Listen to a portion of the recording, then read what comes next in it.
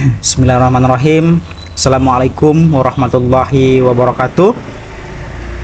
Kami dari kelompok 3 ingin mempresentasikan proyek UAS untuk mata kuliah pemrograman 1 dengan judul reservasi penginapan. Izinkan kami memperkenalkan diri. Dengan saya sendiri Pandu Baratayakti, kemudian rekan saya Saya Muhammad Raja Kusuma. Saya Muhammad Farhan. Baiklah, untuk selanjutnya langsung saja kita ke materinya.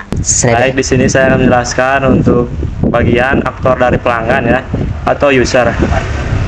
Di sini ada form login, masukkan usernya, misal user, passwordnya, lalu kita login dan ada notifikasi login berhasil.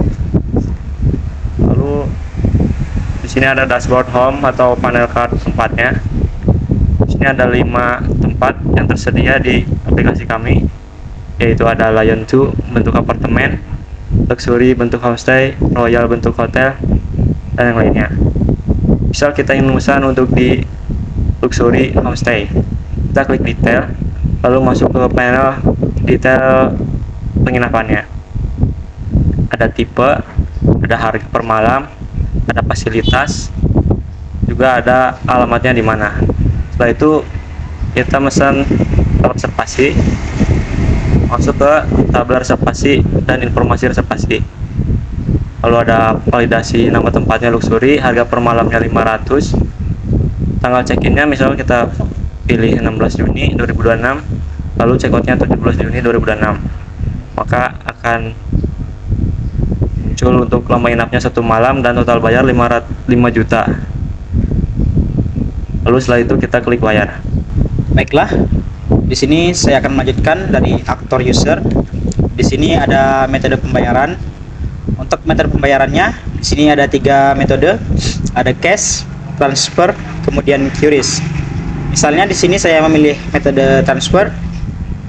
Kemudian di sini saya akan memasukkan jumlah pembayaran.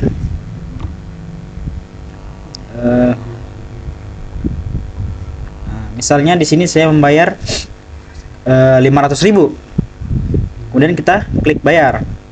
Di sini akan muncul tampilan uang kurang karena jumlah uang yang kita masukkan tidak cukup. Maka kita harus masukkan ulang.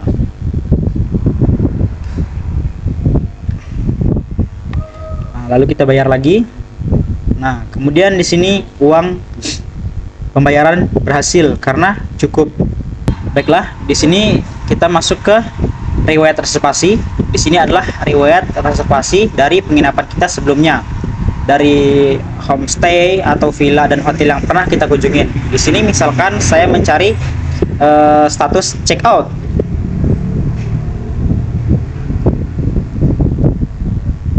Nah, kemudian ini adalah status check out yang pernah kita lakukan dan ini adalah tampilan check outnya.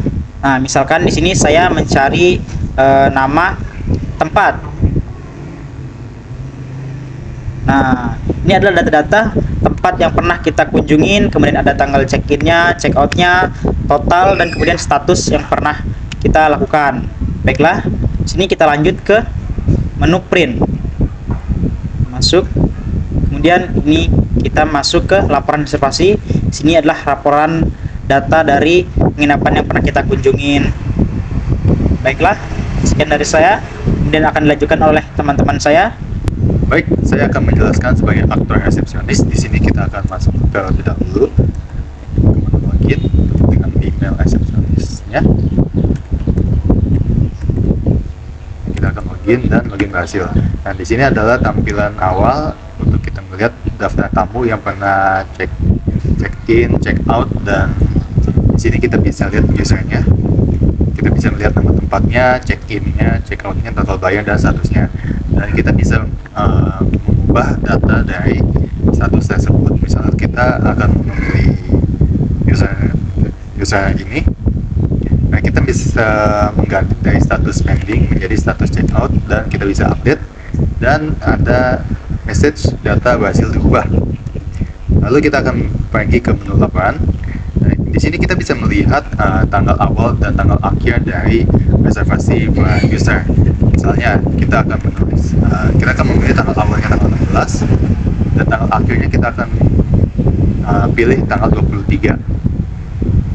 Nah, di sini kita bisa lihat user-user yang bisa tampil dan kita bisa melihat statusnya juga dan total barangnya juga. Nah, kita juga bisa cetak dan kita bisa melihat juga reservasi dari para user tersebut. Kita bisa cetak juga menjadi bentuk PDF. Untuk aktor yang berikutnya saya akan jelaskan oleh rekan saya. Saya akan melanjutkan sebagai aktor admin, yang dimana admin ini adalah seorang yang bisa akses keseluruhan fitur daripada aplikasi ini, yang kita bisa mengelola berbagai form di dalamnya. Oke, lanjut saja. Ini berhasil login. Oke, di tampilan pertama ada form data tempat, yang dimana admin itu bisa mengelola data tempat. Jadi admin itu bisa create, update, delete. Oke, saya contohkan. Untuk pertama kita create terlebih dahulu nama tempatnya, misalkan teks aja ya. Kemudian tipe tempatnya kita pakai kode, kapasitasnya misalkan di 2 orang aja, harga per downloadnya di 1,2 misalnya. Statusnya sudah tersedia aja, alamatnya misalkan di Ciputat. Kemudian fasilitasnya misalkan ada wifi, ada water heater, dan lain-lain. Oke, kita tambahin foto dulu nih biar kelihatannya bagus dong.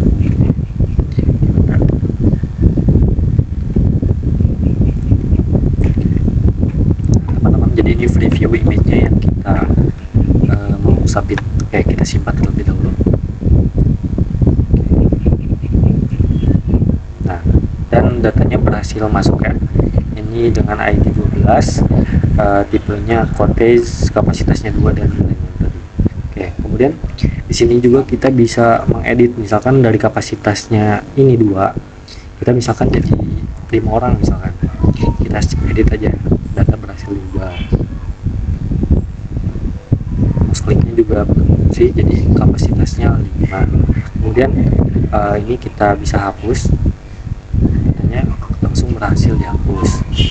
Kemudian ini button satu lagi, fungsinya itu adalah mereset form daripada yang misalkan kita mouse klik kan field-fieldnya itu terisi. Nah, supaya misalkan kita mau di sini pengen clear, ya udah kita pencet reset aja seperti itu. Oke, kemudian lanjut ke form reservasi. Jadi kita tuh supaya admin bisa melihat semua reservasi tanpa terkecuali daripada, kan kalau misalkan tadi di levelnya resepsionis, dia itu melihat reservasi berdasarkan ya tempat dia aja. Misalkan ada yang di tadi di hotelnya Lyon, ya nanti kelihatannya yang Lyon semua. Kalau kita sebagai admin di sini, semua reservasi yang masuk di sistem ini bakalan kelihatan sama kita seperti itu.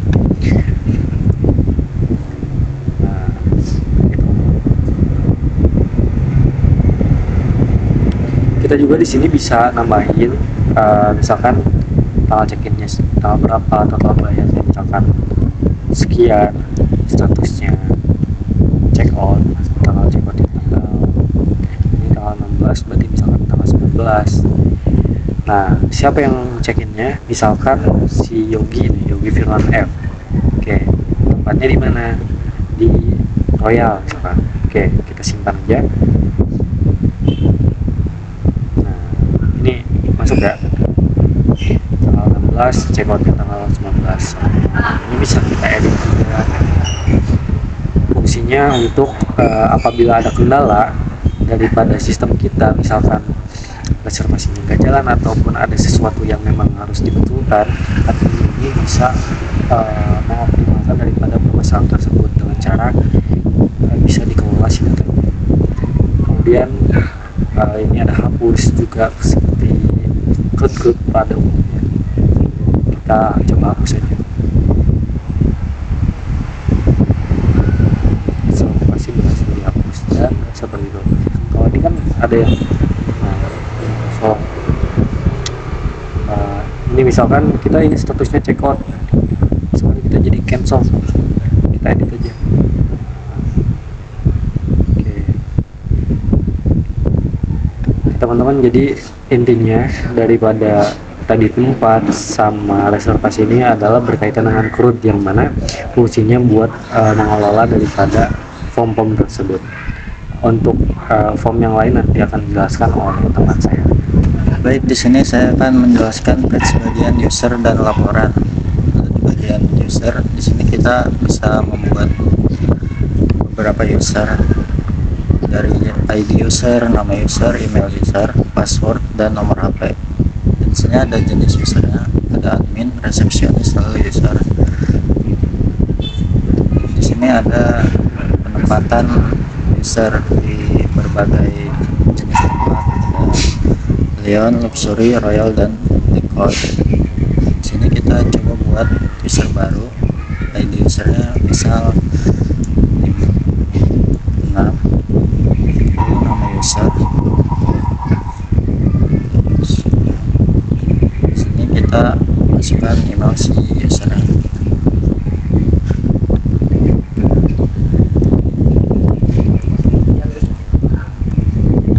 Lalu password si usernya 1, 2, 3, nomor HP.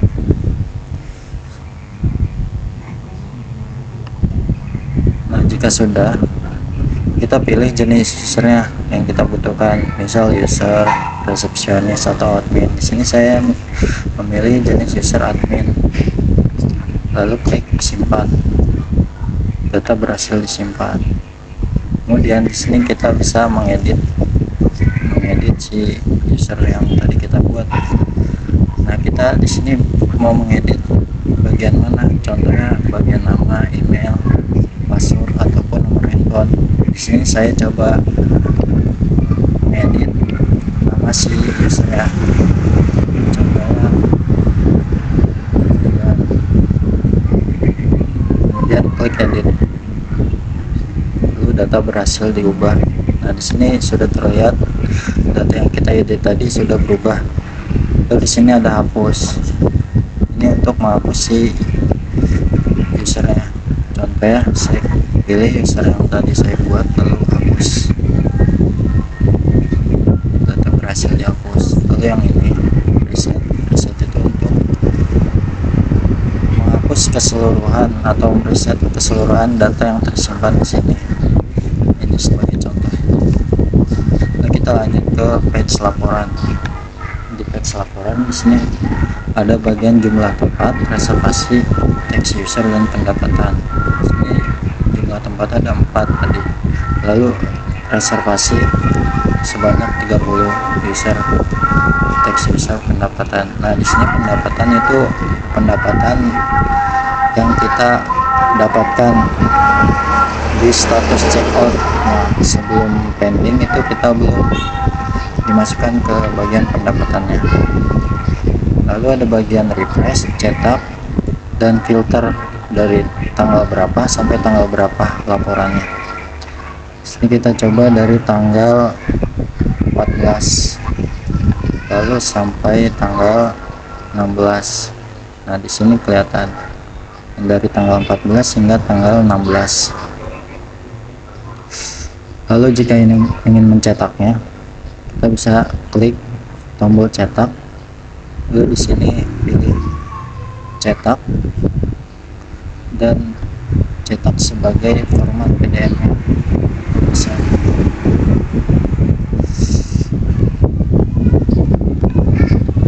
Lalu pada bagian refresh, di bagian refresh itu untuk merefresh filter yang kita pilih tadi menjadi total keseluruhan jumlah laporannya.